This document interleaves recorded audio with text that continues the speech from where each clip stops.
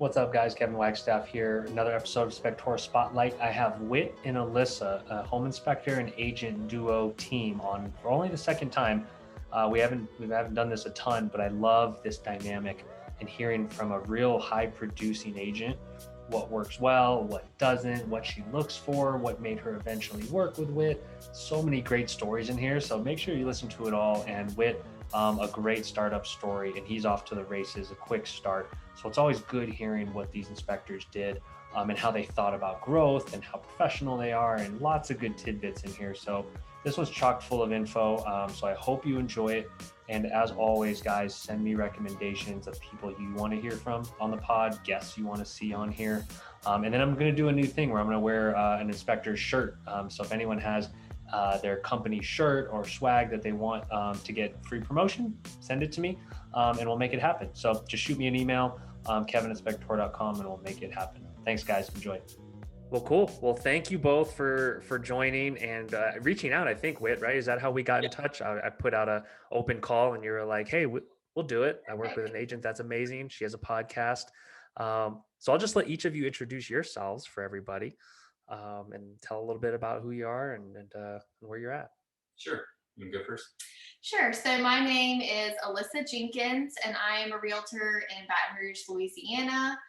I've been doing real estate since 2011. So this is my 10-year anniversary this year. And I have the Hustle Humbly podcast, which has been around for almost 2 years now. So it's for agents of all kinds, but started out as just kind of to remotivate and re-inspire agents that are new or agents that are seasoned that are getting burnt out. So I love it. I love the name. I'm going to check it out and listen to an episode. We'll definitely put it in the description for anyone that wants to check it out. But 10 years in the business, and you got in at a good time. It's been like a 10-year bull run, right? It's been a good 10 years in real estate. Right on. Whit, go ahead. All right. So I actually started off kind of in an odd way to get to be an inspector, but a lot of us did. I listened to a lot of your podcasts, so I'm very familiar with everybody's path. But I was long-term in retail management. I had multiple stores, a lot of employees, a lot of stress. And on the side, I always had house flips. So I did probably 15 or 20 houses where I flipped and did the work myself, a lot of construction background. I opened a custom closet business and used to install custom closets. So that's where a lot of my background on the construction side came from. And then I became a realtor to better help myself flip houses, because I hated calling my old agent and saying, hey, let's go look at 17 houses that are $80,000 a piece. And I'm probably not going to buy any of them. Yep. You know, might buy one. So that's why I became an agent. But through that, I did end up representing a few buyers and went through the process of the inspection on that other side. And what I found was I was very unhappy with the service I received. I was very unhappy with the knowledge on some. It was like I either got a young guy who knew nothing, or I got an old guy who was so mad at the world that even though he knew a lot, it was kind of a miserable experience for everybody. I'm like, this guy got paid $400 and he's pissed off at the world for an hour and a half. And for me, it was just kind of an eye-opening thing where I saw an opportunity to basically fill kind of a mid-gap of, okay, I know some stuff, but I'm friendly and have customer service background. So I understood where that was. And now being with Spectora and seeing a lot of the guys that have similar mindsets, it's been refreshing to say, okay, it's not everybody. You know, it's a lot of people are like that. So that's where I came from. And I've only been in the business since 2018, and quickly have filled my schedule quite a bit. So I've gone from my first year, I did 372 inspections. Last year I did 624. And I'm on pace this year, if we maintain this crazy market, to do over 700 this year. So it's been just constant growth. And right now I basically have maxed out my schedule. Wow. Insane growth. It's an amazing story. And that's why I was pumped to have you on. That's funny. You mentioned the old curmudgeons and the new guys, because that's like 90% of our industry. With you guys, your type sitting in the middle. I will say I love inspectors that have an atypical background than just the typical, hey, I build homes and become a home inspector. Nothing against them, but I think the diversity of experience you get doing other things, working with other people, gives you such an advantage. I don't know. We'll get to that in a second, but I love the dynamic of we've only had an agent and a home inspector on one time on the podcast. So yeah, tell me a little bit about how you all got connected and kind of what that dynamic and relationships like. I can actually kind of start. So, interesting thing, I've known Alissa since before I was an inspector. I'm friends with her husband. Okay. Um, she is actually the top agent, individual agent in our market, like the number one agent. So I was like, yes, I know her. She didn't use me for 2 years.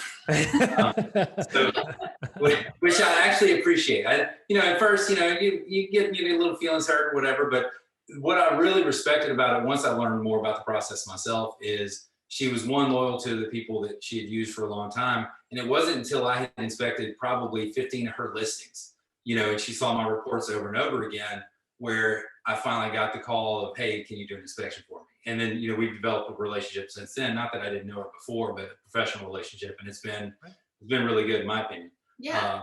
So he had to earn it, Alissa, right? He had to get his stripes in the business. Well, I just, like he said, there's so many new home inspectors all the time. And as a realtor, we are getting bombarded by lenders and title companies and inspectors. And it's just like, you don't want to just go in. I think too many realtors use the person that buys them lunch, whether that's the lender or like, just because they buy you lunch does not mean they're worthy of your business. And I actually, as an agent, decline lunches and coffee dates to people that are soliciting my business. Mm-hmm. And I just let them know, like, I really appreciate it, but I want you to use your marketing dollars elsewhere. At this time, I don't have any openings on my vendor list, but if that changes, I'll call you. And it's not going to matter if you buy me coffee. It's going to depend on how you conduct yourself as a professional. And if I have senior work, if we have transactions together on the buying side, So yeah, and it's also hard to, I guess, deviate when you have the people that you are using regularly. Mm-hmm. And honestly, as the market got busier, and the home inspector that I was using the most just seemed to have scheduling conflicts more often than I would like. And it just never seemed like a convenient time. And so I realized, like, I need to add somebody else to my vendor list. And so that's when I had called Whit, and it was a good change, definitely something I needed at that time. So I love that. I have a follow-up question on that because I used to be an agent as well. So I understand kind of that dynamic, but never was as successful as you. Talk a little bit just about what that barrage of like incoming emails and solicitations is like. 'Cause I think inspectors, we all get self-centered, I think, in terms of the way we're pitching what we do, right? Because we're always thinking as the service provider, oh, you should care about what I'm doing. mm-hmm. Agents are really busy. You all get solicited from all angles. So most of it's not even going to get through the door to you, right? Unless they just completely do something that catches your attention. Right. My big thing too is, like, I try to keep my email very clean because I don't want to lose something. So I don't ever want to have to click the next button. If it's on the next page of emails, like, it's just gone. It's gone. Like, Yeah, it's like the second page of Google. Like, no one looks there. It's just gone forever. Right. And so I'm constantly having to unsubscribe from newsletters in general, whether that's title companies, lenders, home inspectors, our board, the association. The amount of newsletters alone, like, if you don't unsubscribe, you'll wake up every morning with 45 new emails. And it's just, that.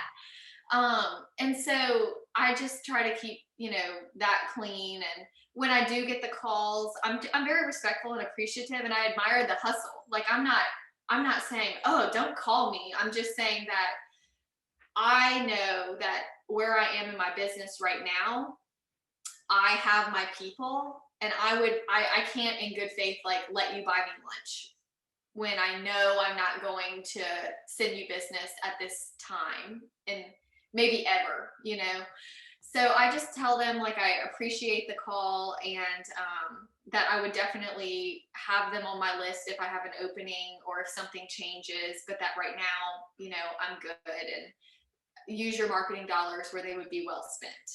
But I quickly found out, as a new agent, when I was a new agent, I wasn't getting that many calls. Nobody really knows about you. And then in 2012, I got like a Rising Star Award or something at our Realtor Association. So that was kind of broadcasted, and it was like the next day, just like, yeah. And I was like, oh my gosh. And at first I didn't know what to do. So I was like going on all these, I didn't have kids at the time, and I was going on all these lunches and like, this is great. but then I was like, now I feel bad because after lunch, they're like expecting something. Like they're like, I took you to lunch. And I'm like, oh man, I probably shouldn't have gone to lunch because like I'm not going to use this person. So I do think that with time, you know, you just figure out. And even when I was new, I had a home inspector that I like loved and used him a lot, and he retired. And then and the first thing I did when he retired was I sent a message to our realtor group, who has in home inspectors they like and why. And I got a few names, and I used another guy for a couple years, and I ended up feeling like I don't know how to describe it. He got too casual, I think, in some ways, with just how he spoke to the clients and things like that. And it was like, I understand we're friends, but I still need you to be like on point at the home inspection. And I just started feeling like my buyers had a lot more questions that they were asking me. And I just got to the point where it wasn't working anymore. So then I went to the realtor group and said, who do you have? And then I got the next guy, and used him for several years until he started like having scheduling conflicts like all the time. So now like Whit's here, and so it's great. You know, it's like you just kind of find what works for you in your season of life. But I also have like he's not the only home inspector I use.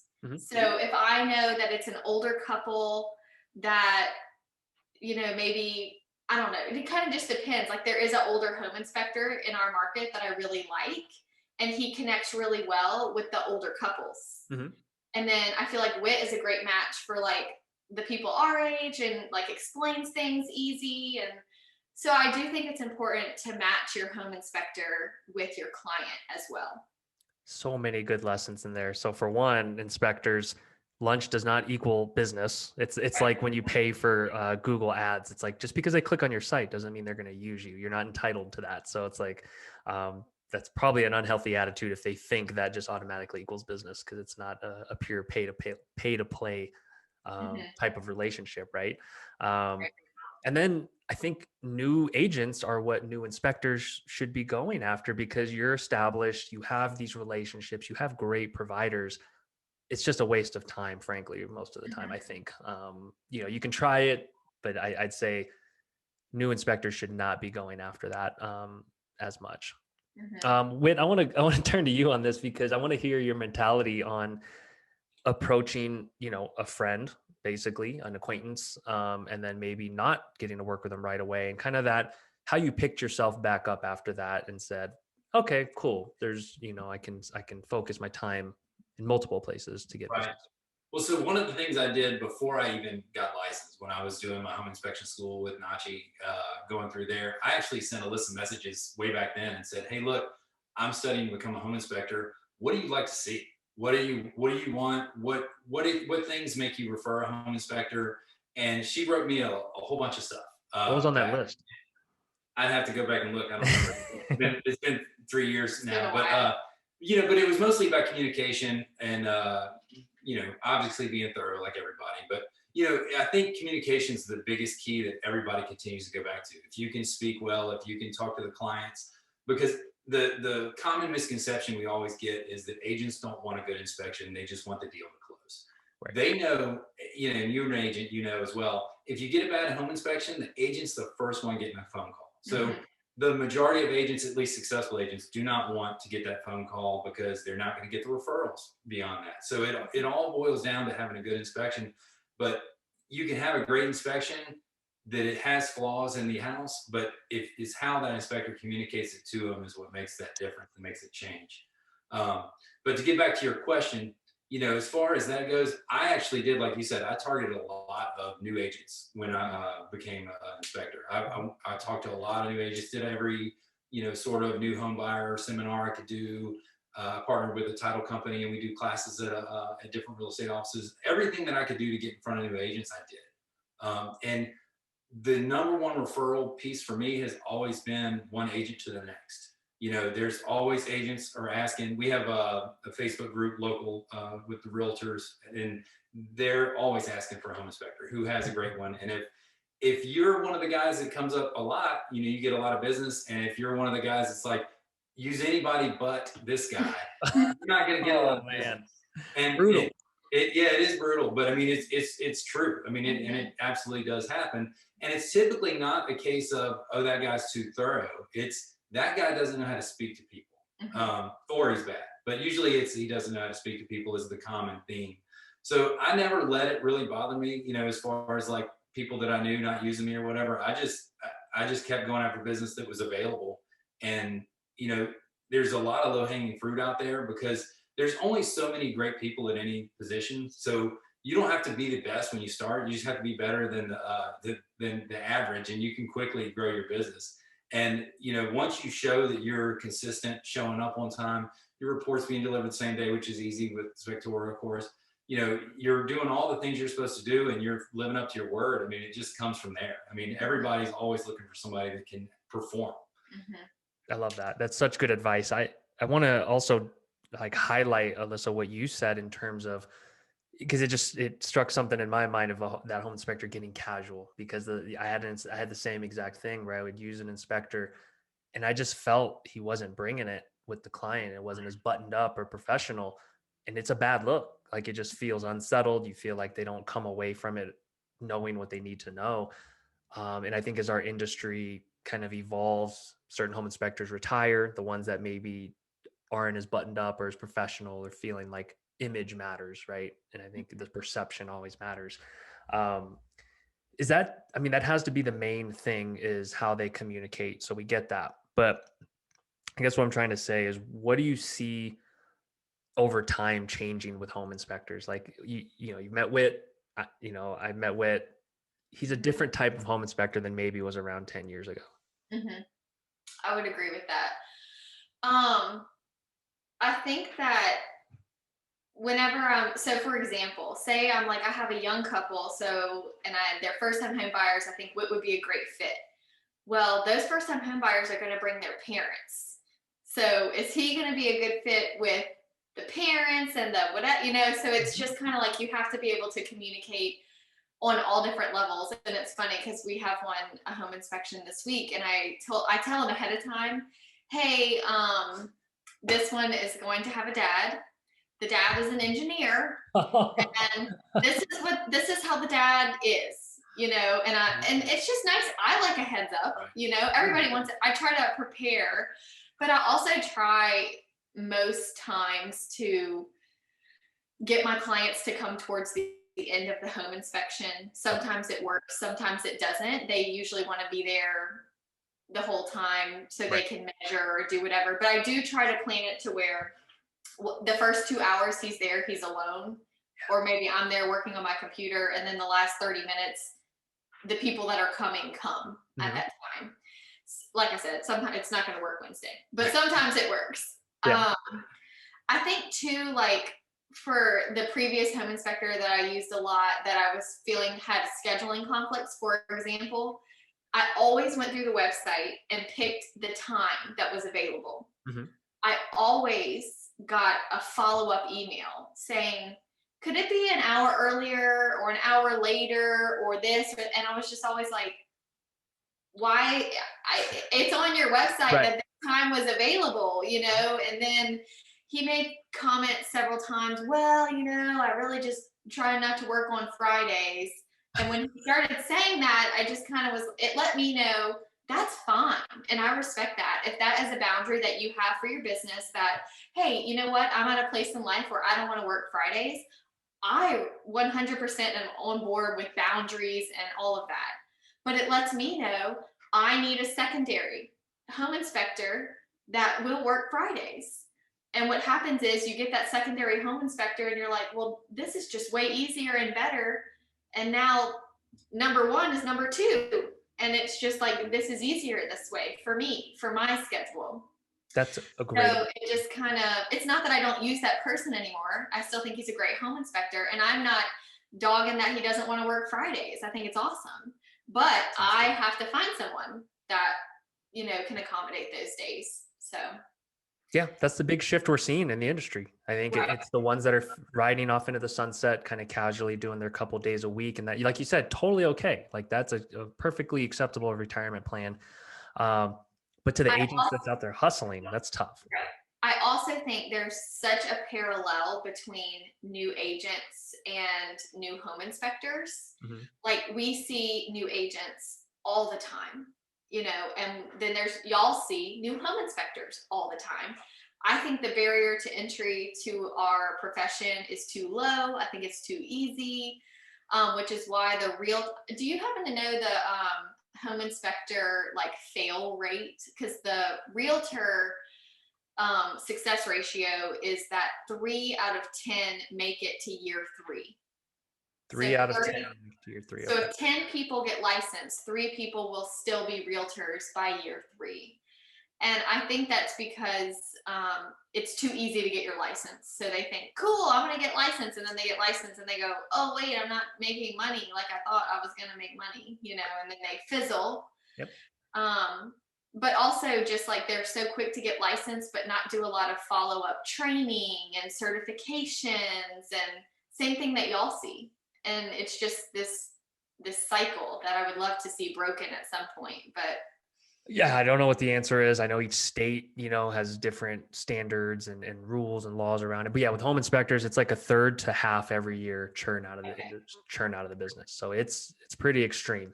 And so, Whit, I don't know if you could speak to not wanting that revolving door almost with who you do business with. I think relationships, obviously, with folks like Alissa are great because there's stability there, there's staying power. Right. So it's kind of like, how do you balance and think of that mix of where your business comes from? Well, for me, I developed a lot of relationships early on with people, like as strong as I could, because I worked in a job previously where I had a horrible boss. I hated my job, never was complimented, never had a good time. And I worked there 20 years, it was just, so, I hope she watches this. And you still got great hair. That's amazing. You came out of it with great hair still. So I still got hair. So, she was just horrible. So what I wanted when I started off on this is I wanted to have those relationships where I could, one, be respected and appreciated at the job. So I put everything into everybody that I met, whether you were new or not. I didn't approach people like Alissa and say, oh, I want you, I need your business because you're great and you do a lot of business. I treated everybody like they were gold from the jump. So if you did 1 or 2 deals a year, you had the same treatment that Alissa gets. I answer my phone every time, I respond to every text. If you're on a showing and you want to send me a picture of a air conditioner and want to know the age for your client, I'm responding to that even if you send me 2 deals a year. I don't care.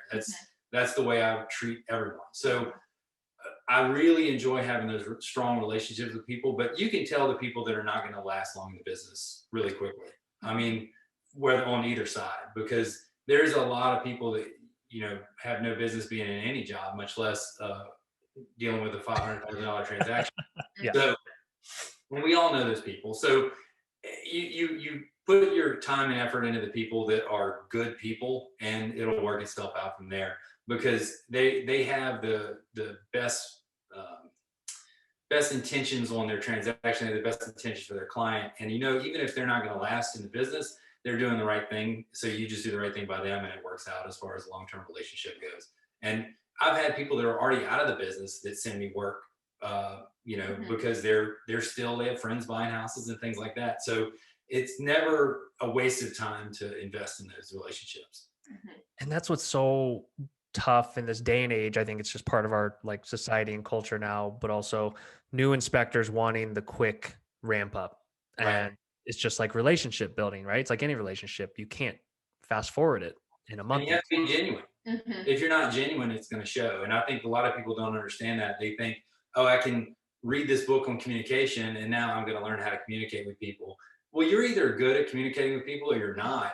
You can help those skills and learn where you're weak, but you can't just magically click your heels and learn how to build relationships with people. If you're not that person that can go in dry and meet people and leave with friends, then it's a lot harder. It really is.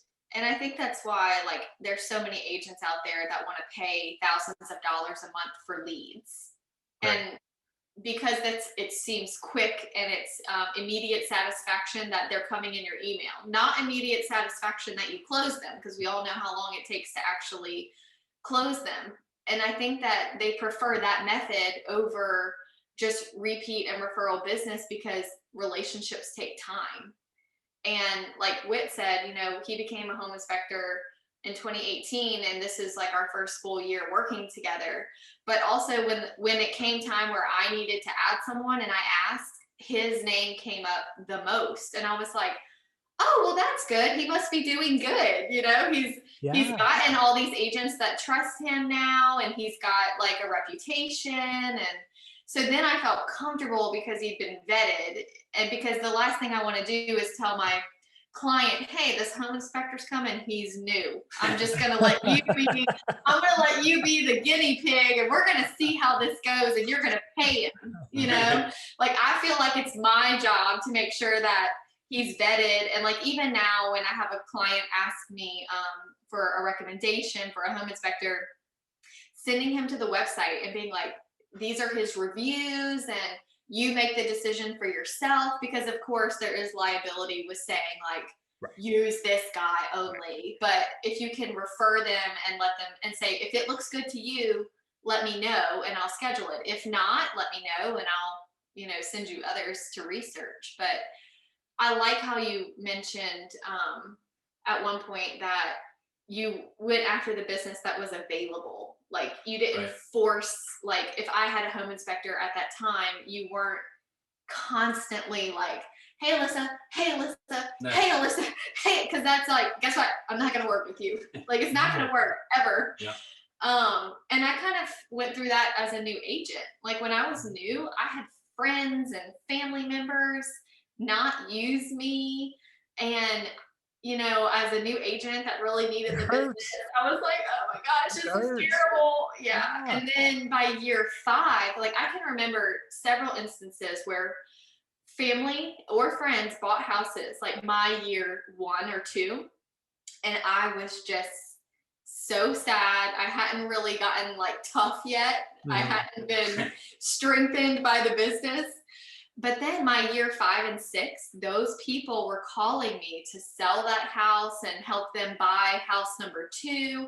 And I remember thinking, wow, I thought you didn't like me because you didn't use me. But it was just the fact that I was new and they already had someone. And everybody knows somebody that's an agent. I mean, there's 3,000 of us just in our city. So it was neat to see that if you're persevering and if you are a home inspector that's going to be here, this is your career and you're going to be here for the long run, each year will naturally multiply. Just because people see, oh, wow, Whit is doing great. I remember when he told me he was, you know, going to start that business, and now he's still here 3 years later and he has all these agents recommending him. So that was important to me, you know. But it was funny too. I've had that feeling before of, why didn't they use me? You know, and then it comes back around. Yeah, it's a very personal, intimate transaction, right? And so I think I felt hurt too. And it's just like a good friend didn't. And I was like, what? I thought that was like a certainty. But there is a staying power. There's a patience you have to have, I think, in both of these businesses with hanging around and having good habits, and it plays out. And I think I always used to say to myself, people can like smell the desperation when you need that commission, like to pay mortgage or rent, or you need those home inspections. They smell it on you, and it almost is a turnoff, right? And no one wants to work with that. And so I don't know how you get rid of that early on. If you truly are, I think it's maybe how you prepare to get into a line of work, maybe with your personal runway and finances. But yeah, to not need it, but to want it is a. And I appreciate, like, there are times where like in our 10-day inspection period, especially in this market right now, where our schedules don't always match up. And I'll say like, no worries, I'll catch you next time. And that's okay. Yeah. Like, he's fine with it.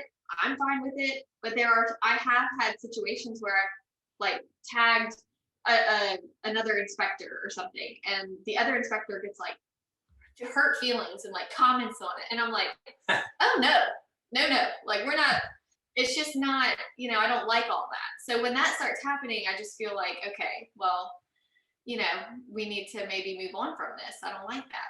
That's such a good point. I want to highlight that too, of like how you react to not getting a job can say so much more about you, right? As an inspector. And so I think every inspector needs to check themselves and think about their confidence in their business and understand that you're not the only one. Mm-hmm. Right. And I have people that will reach out from another inspector's inspection and say, hey, look, he said this, what do you think? Oh man. And that's kind of an awkward situation to be put in, but it is always nice to know that you're the first choice, that they're wanting your opinion on it. And it's not a bad thing, like to be their first reference and the person they're calling. Like I have several agents that will always text me from showings with pictures of certain defects or problems. They're like, hey, do you think this is this? Mm-hmm. And I think that's an underutilized thing, especially when you're a new agent. You don't want to get your client into a situation where they're paying for an inspection that could have just been skipped. Mm-hmm. Why put in an offer on a house where we know the roof is 30 years old? The listing agent's saying, look, we're not paying anything for a roof. We're not going to replace this air conditioner. We're not going to do any of these things.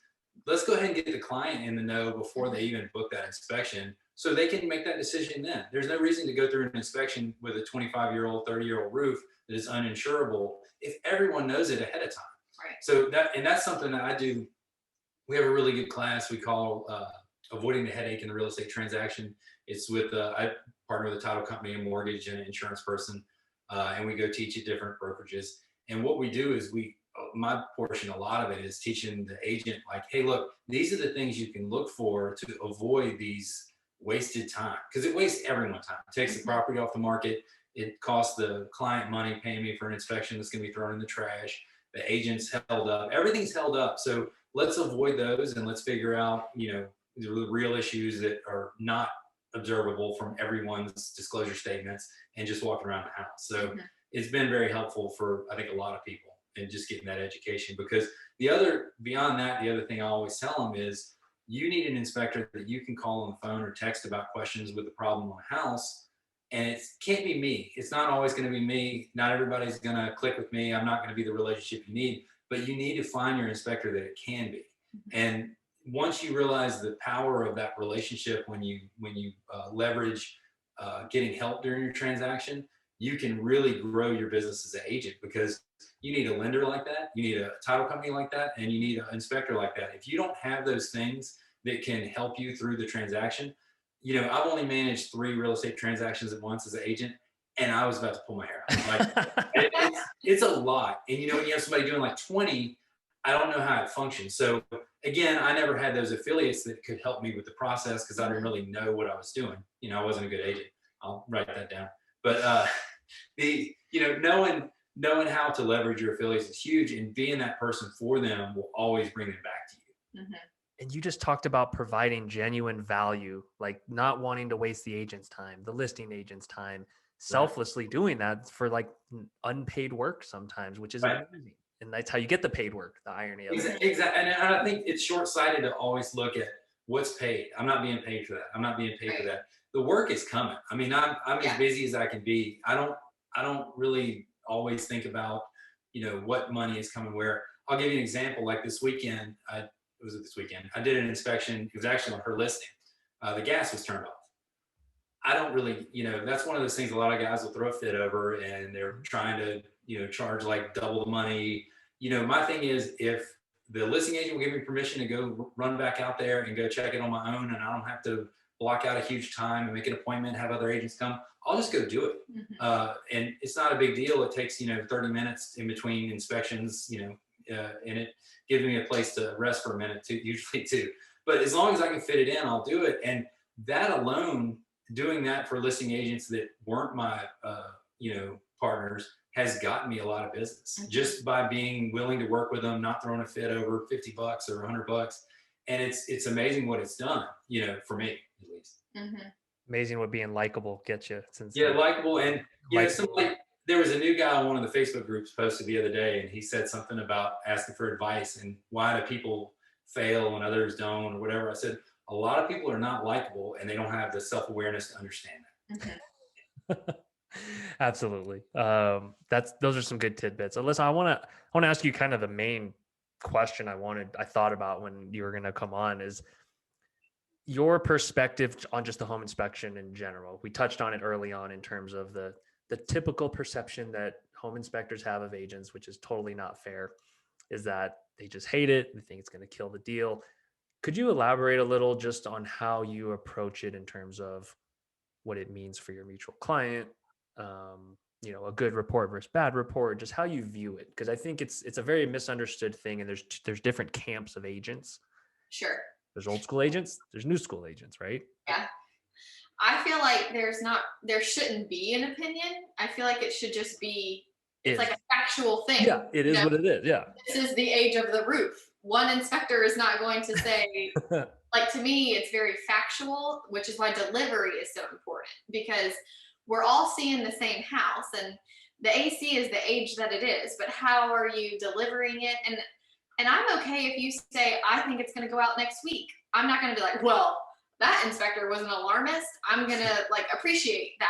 If you saw issues, we need to know about it, because you're right. Like, lying or fudging the truth on a home inspection does not help me. It's not a favor. It's not, we need to know the truth. And I also appreciate like recommendations, like, okay, this is kind of a problem. However, it can be fixed by calling a plumber who can do this or do that. Like, and then the clients are kind of like, oh, okay. Like, there's a solution. There's a solution. Right. Great. And not saying that like you have to provide all the solutions, but I just think it's helpful to let them know it's not the end of the world. And I tell my clients, look, we just got done with the really exciting part of writing an offer on the house that you love. And we have someone that's about to come tell you everything that's wrong with the biggest financial decision you're ever going to make in your life. Very sobering. So just prepare, and I tell them too, the point of a home inspection is not to make an old house new. It's to check for safety issues and make sure that the house is safe for you. And I was telling Whit earlier, I also draft my repair requests. So I do not tell my clients, here's the report, let me know what you want me to ask for, because Lord knows that has bitten me too many times. And then it looks like you're not serving your client when you're like, actually, we shouldn't ask for these 13 items because they're cosmetic or whatever the case may be. I think on the realtor side of it, client management is just so important. And us setting the proper expectations for y'all to walk into, so they're not expecting some false, idea that they have in their head about what's going to happen. Great advice. I just think all of that is super important. I think the home inspection, I recommend it on every house, new construction, not new construction.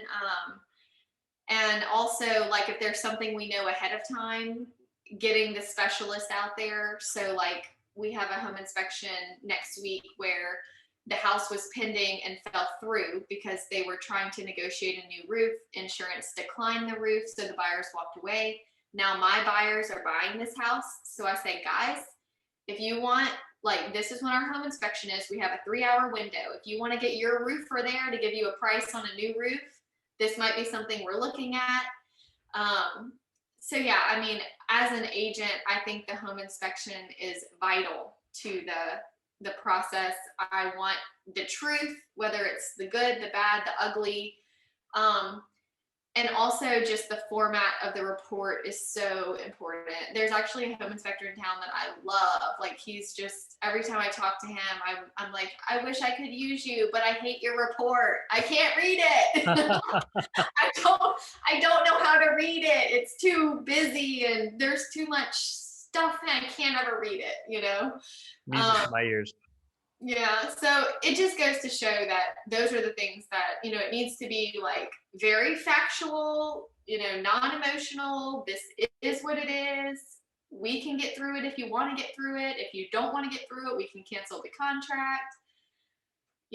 Just trying to keep everybody level-headed, I think, is the big thing. Right. You picked out, like, to me, the golden kind of line there of like putting things in context or giving a solution. Because I used an inspector here locally, actually, for this house that I'm in, and he drove me nuts I was an agent buying this house, and I would ask him like, okay, how serious is that? Or what are we thinking with that? And he would like repeat this canned line of like, I recommend you contact a qualified professional for further evaluation. I'm like, dude, you're being a robot right now. I'm like, I want to kick you out right now. It's just ridiculous. Now, that's where long-term flipping houses and paying for all the things and being able to do them.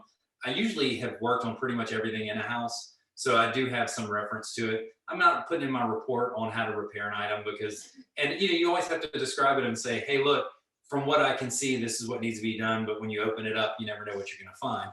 Everybody knows that, the common disclaimer, but being able to help them learn what it takes to replace a drywall piece of tape that's coming off, even as much as that, they don't know if it's a foundation crack or if it's just, simple drywall mud, or do you have to rip the seam off? What do you have to do? They don't have any idea.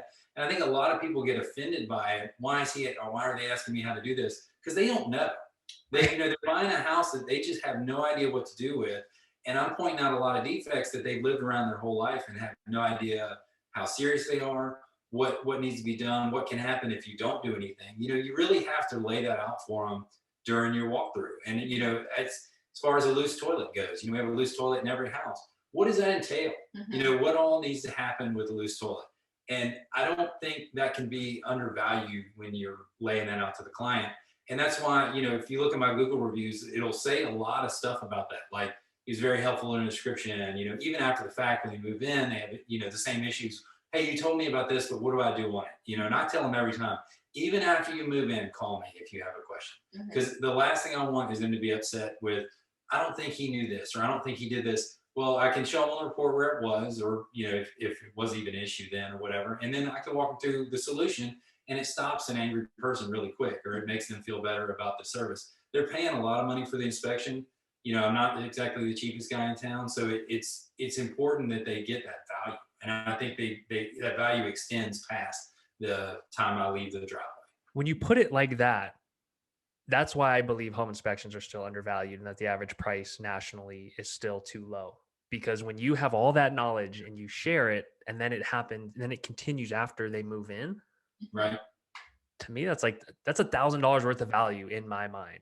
Well, if you're doing 700 home inspections a year and you have 700 families texting you after they move in, yeah, it is a lot. But that's a lot. They don't all call afterwards. Luckily we're in an area where we do have a lot of newer construction, so we don't have as many issues as I know some guys are like, there's no way you can do that many inspections. Well, I'm not doing 1930s houses with basements and other stuff. We do have some older houses, but the majority of our homes are 15 years old or less a lot of the time. So what's the breakdown? This ties into this because I do want to see a future where the home inspector continues to be involved and kind of consults kind of as in a sense for millennial homeowners. Is your guys' market an area? What's the breakdown of millennials versus other age groups? Is it follow the national averages where it's younger and younger and no less and less? Our area is mostly petrochemical based as far as our industry goes. So we do get a lot of transplants in, but they usually come in a little bit older than, the college age, but it's probably pretty national average. Our overall growth rate has been pretty steady for a while now. Yeah. But of course, our real estate market lately is insane, just like everybody. I don't know. I keep up with the state figures on home inspections. One thing that we get in Louisiana is we get a breakdown of how many home inspections were conducted each month by each inspector. So it's really nice for me to break down and figure out where I stand, one, statewide, and then two, like, is my business growing or shrinking with the market, or am I getting more market share? What is it? So I really enjoy that piece. But the state provides that? Yeah, we have to register each inspection we do with the state and pay $5 for each one. That's amazing. But they keep stats for that. So it's kind of nice for me to be able to pull up and say, okay, this is where I rank as an inspector. Like last year, I was number 2 in the state in terms of total number of inspections complete. That's not including the people that report as a group, like kind of like real estate teams, how they report as a single team. Like Alyssa's the number 1 individual agent last year. She wasn't the number 1 team, right? Same deal. They do have some groups, but for me, it's really nice to be able to measure my success versus the total inspection number in the state. I wish it was localized. I guess I could break it down if I really wanted to, but it helps me a lot figure out my metrics on. Oh, I love that data. And then just the whole, most people like seeing a leaderboard, it's like, the Peloton stuff that, that everyone likes seeing where they rank against others. Yeah, you get competitive for sure. Yeah. Okay. So the millennial trend, maybe not as, present in your market, but are you finding that homeowners are getting more knowledgeable about the home and the inner workings of it, or less? No. Less. What I have found about our millennials is that they love the charming mid-city South Downs area where you can walk to restaurants, but that is our oldest house. And so I will say I sell the most older houses to the youngest people, and they move the fastest. The moment that they have a kid in that house, or get through their first winter in a pier and beam house, or get through their first summer in a pier and beam house, and floors are cupping and settling and cupping, they're like, get me out of here. Like, I thought it was cute, but I'm ready for something new. But also when the parents come to the home inspection on a old pier and beam house, and they're like, you're paying what for this house that's like leaning, and it's like, oh, it's fine though, it's stable, but it seems like, of course, anytime you're working with millennials, younger first-time home buyers that have never lived in a house before, it comes with a lot more coaching and teaching and hand holding, and like I would say it's the hardest business to get through the home inspection process with. Right. And it's the majority of the business that I do. I'm 32. And so the majority of my clients started out that way, Yeah. But, yeah, it just takes more patience, really having like the heart of a teacher to get them through it.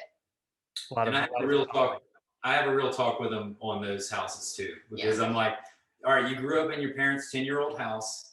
You've never experienced any of the issues you hear. You have 60-year-old cast iron pipes. You have galvanized water pipes. You have all these things that can be huge chunks of money, and you just need to be prepared for it. And I think having somebody sit them down and give them the real talk on not even necessarily defects, but like, these are the things that are going to cost you money coming up in the next 5 years.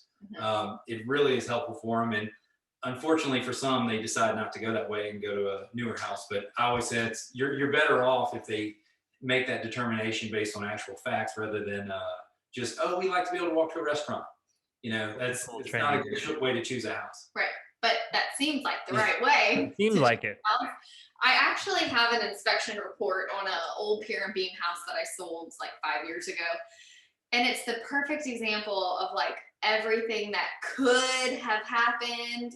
Like every item had an issue. At some point there was an attic fire. We didn't know that until the home inspector went through the little square hole and found out. And then like there was foundation issues, microbial growth under the home. There was plumbing issues. There was knob and tube. Everything that an old house could have was in this house. And I was shocked because it was cosmetically renovated. So I just didn't see signs of the inner workings of the wall. I wasn't expecting it.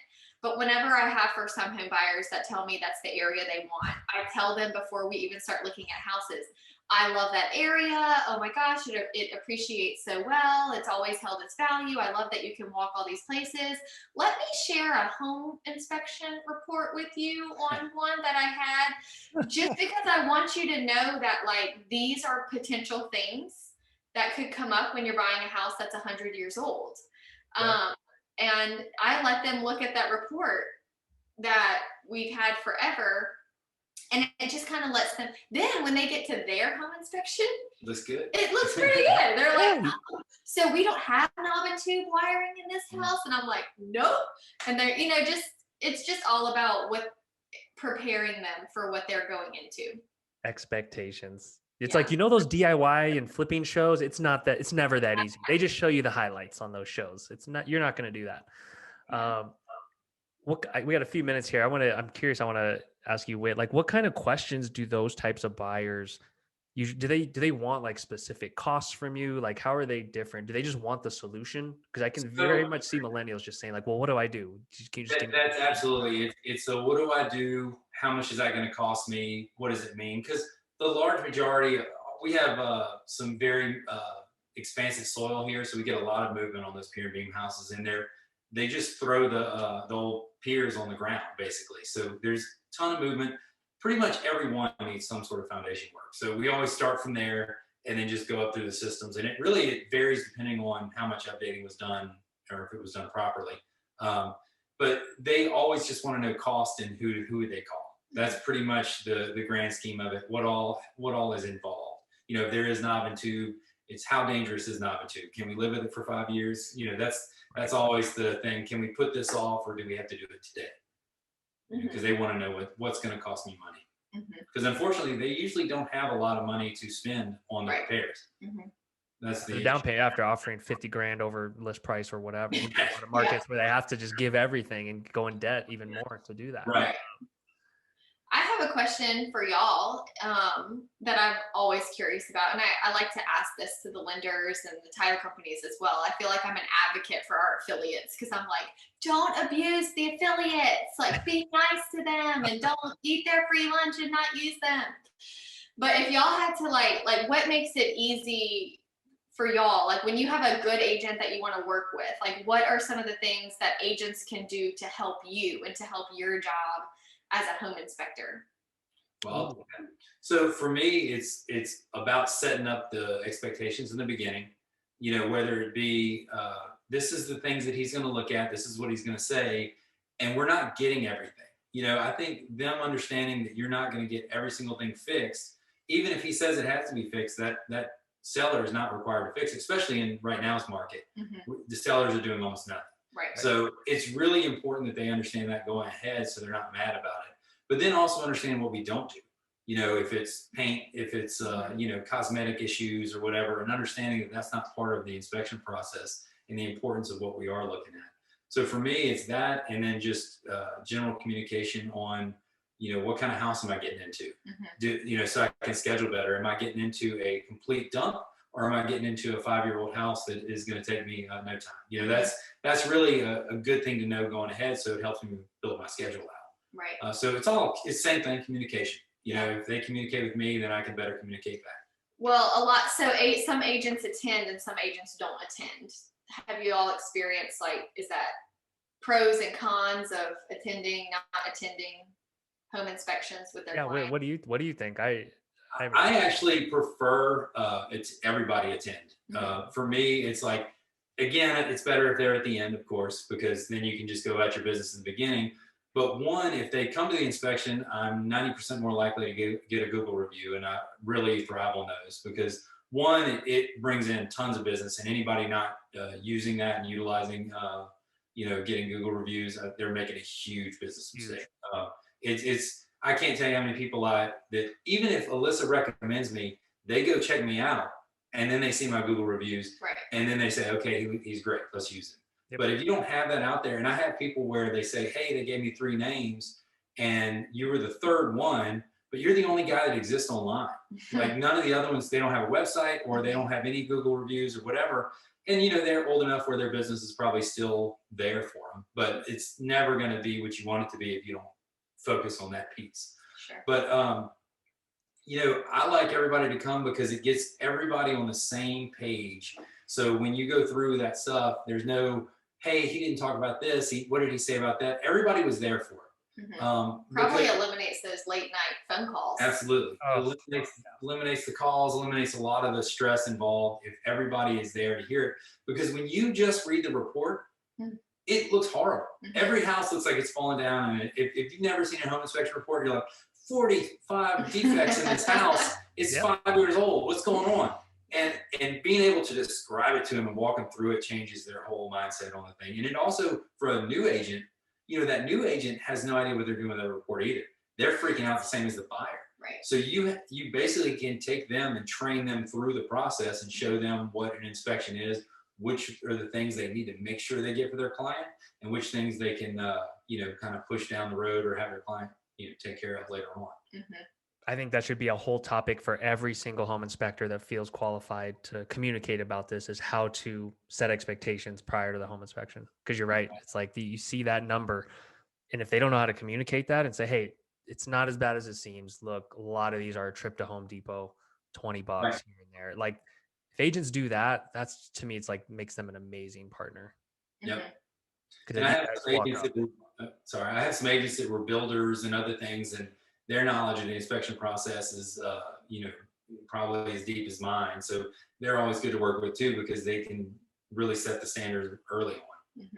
I just wish as an agent, I read what a standards of practice was and read exactly what like I was clueless. I was just like, I look back and I was like, I'm glad I'm not an agent anymore, because I was not I probably wasn't as good as I could have been. I just I was. said the same thing. I've learned more from real estate as an inspector than I ever did as an agent. But to kind of coach people through that, because I look, thinking back, it was scary as hell. But it's like, if I had the ammunition to say, hey, he's going to check these major areas, he's not going to catch everything. Just what I know now, of course, had been, in the business. But Alyssa, all stuff I'm sure you do well, obviously, with where you're at and all you've accomplished. But guys, we're at an hour. I really loved this. I think it's gonna be one of our most popular episodes because of this dynamic and the things we drilled into. Anything we didn't talk about that you guys want to get out there, or anything about the dynamic or that agents are kind of seeing on their end that you think would be helpful, Alyssa? I feel like we covered a lot of it. I feel like we could talk for another hour, but I feel like we covered everything that I was wanting to hit the highlights, and also just encouraging the realtor and the home inspector to realize like we are on the same team and we all want the same things. And just like there's good and bad realtors, there's good and bad home inspectors, and just finding the ones that you want to work with, will keep you from burning out and keep you thriving in your business. And for me, I'll just say, every new inspector out there, they need to be careful of who they listen to online, because there is so much negativity on the inspector groups and Facebook.